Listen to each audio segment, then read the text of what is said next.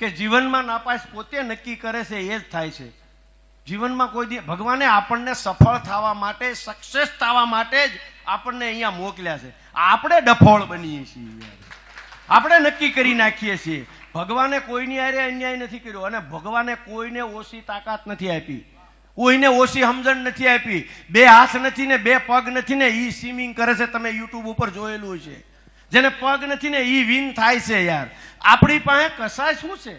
આવો પરિવાર આપ્યો છે, સુરત જેવો સિટી આવ્યો, આવો ધંધો આપ્યો છે, મા બાપ આપ્યા છે, સારી સ્કૂલ આપી, 10મા લગી તમને એડમિશન તો મળ્યું ને બાપાના હિસાબે. યાર હેલો, ઘણાને તો એડમિશન મળતું નથી. યાર તમે કેવી રીતે જીવનમાં નાપાસ? જીવનમાં નાપાસ છો જ નહીં, તમે નક્કી કરો છો.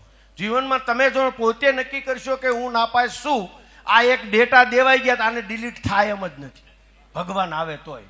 એટલે એવા ડેટા દેતા જ નહીં, મરતે દમ તક ઠેઠ લગી આ હિંમત નો હારે. ભગવાન છે ને, જેટલી જાજી મોટી સફળતા હોય ને એટલી જ મોટી પરીક્ષા હોય છે.